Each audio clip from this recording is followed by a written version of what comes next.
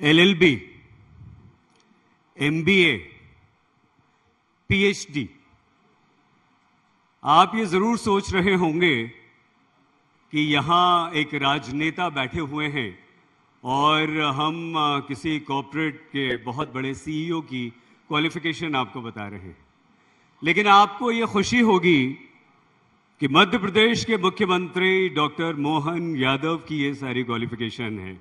बहुत स्वागत, बहुत धन्यवाद। आपका भी अभिनंदन, आपका भी डॉक्टर यादव। ये मेरे मन में आपकी क्वालिफिकेशंस को लेकर बड़ा सवाल है। हम आम तौर पर जब भी राजनेताओं की बात करते हैं तो लोग कहते हैं, बड़े बूढ़े कहते रहे थे कि राजनीति में पढ़े लिखे लोगों को आना चाहिए, अच्छे लोगों को आना चाहिए। लेकिन इतना पढ़ लिख कर राजनीति में आए, ये तो मैं बाद में पूछूंगा। लेकिन आपने अपनी सरकार के मुख्यमंत्री बनने के 1 साल पूरे किए और अगर हम गलत नहीं हैं तो वो 1 साल पूर्ण करने के बाद आपका ये पहला इंटरव्यू है। कैसा रहा आपका 1 साल? देखिए, हम अगर काम करते हैं तो हमारे लिए अपने मुंह से कुछ बोलने के बजाय समाज हमारा मूल्यांकन करे, ये ज़्यादा बेहतर है। हम अपने मुंह से तो ये मान के चलें कि बेहतर ही बोलेंगे, लेकिन अगर सच पूछो तो अपने को अपने काम की क्षमता के आधार पर संतोष अगर कर लिया तो प्रगति रुक जाएगी। हमको ये कॉन्फिडेंस, लेकिन टारगेट बड़े तय करके आगे बढ़ना है तो स्वतः ही आने वाले कल की तरफ देखना पड़ेगा। आज तक बीता वो बीता, आने फिर और क्या करना है वो बाकी है। माननीय मोदी जी के जीवन से ये सदैव प्रेरणा लेते हैं। हम सब यशस्वी प्रधानमंत्री के कार्यकाल में अगर मुख्यमंत्री हैं, मंत्री हैं, जो जिस जगह पे काम कर रहे हैं, एक विराट व्यक्तित्व है जिनसे सदैव प्रेरणा लेते हैं।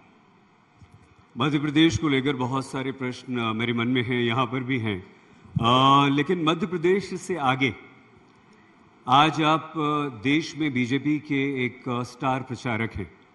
आपने लोकसभा में जबरदस्त दौरे किए, विभिन्न राज्यों में आप घूमे। उसके बाद अभी आप कश्मीर गए, आप हरियाणा गए, आप महाराष्ट्र गए और उसका श्रेय काफ़ी आपको जाता है। 80% से ज़्यादा स्ट्राइक हुई। क्या हम मध्य प्रदेश के मुख्यमंत्री के साथ साथ बीजेपी के एक देश के बड़े ओबीसी चेहरे को देख रहे हैं जो बीजेपी के लिए एक बहुत बड़ा वोट बैंक को कैटर करता है? देखिए, ये आपका मन है, आपका बड़प्पन है जो इतनी बात कर रहे हैं। मैं तो एक कार्यकर्ता भाव से एक सामान्य परिवार के सामान्य व्यक्ति को पार्टी मुख्यमंत्री तक पहुंचाती तो स्वाभाविक रूप से मेरे दायित्व है।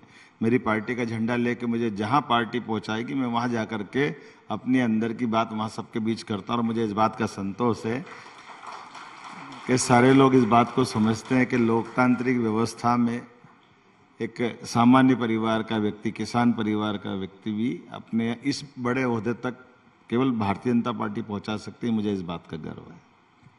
डॉक्टर मोहन यादव के बारे में दोस्तों एक बात और है। भारतीय सभ्यता संस्कृति के जबरदस्त प्रबल आप समर्थक हैं और संघ के सक्रिय कार्यकर्ता रहे हैं और गर्व से कहते हैं कि मैं स्वयं सेवक हूं। इस अवधारणा को लेते हुए आप इंग्लैंड का दौरा करते हैं, आप जर्मनी जाते हैं, आप फरवरी में एक बहुत बड़ा इन्वेस्टर्स समिट मध्य प्रदेश में करते हैं और अगर हम गलत नहीं हैं तो आप ठीक कीजिएगा प्लीज़। मोदी जी भी आ रहे हैं शायद उसमें। लेकिन कैसे आप मध्य प्रदेश में निवेश को आकर्षित कर रहे हैं? क्योंकि इन्वेस्टर्स समिट जो है वो नई बात नहीं है, आपका दौरा नई बात है। कैसा अनुभव रहा इंग्लैंड का, जर्मनी का? वहां के उद्योगपति कैसे आकर मध्य प्रदेश में निवेश करें और क्यों करेंगे? देखिए, मध्य प्रदेश में निवेश करने के लिए हमने पहले सीधे सीधे जर्मनी, इंग्लैंड का दौरा नहीं किया है। हमने अपने देश के अंदर भी, हमारे प्रदेश के अंदर भी सभी तरफ हमारे रीजनल कॉन्क्लेव किए हैं, जिसमें बड़े पैमाने पर उदाहरण के लिए मैं अपने राज्य के ग्वालियर, जबलपुर, सागर, रीवा, उज्जैन, ये कमिश्नरी हेडक्वार्टर है, यहाँ हमने रीजनल कॉन्क्लेव किए। जो ऑलरेडी इन्वेस्टमेंट हमारे यहाँ चल रहे हैं लोगों के, उनसे मिलकर के उनसे कहा कि आप अगर एक काम कर रहे हो तो एक और काम आप करिए, इसमें हम आपको क्या मदद कर सकते हैं, जो आप काम कर रहे हो उसमें क्या बेहतर कर सकते हैं। अर्थात हमने राज्य के लोगों को पहले मौका दिया, या जो हमारे यहाँ काम कर रहे हैं उनको मौका दिया है। इसके बाद हमने रोड शो किया कोयम्बटूर, मुंबई, बेंगलोर, कलकत्ता। मैं कलकत्ता की दीदी को बताना चाहूँगा 10,000 करोड़ के इन्वेस्टमेंट हम कलकत्ता से भी लेकर के आए, बंगाल से, अपने प्रदेश के लिए।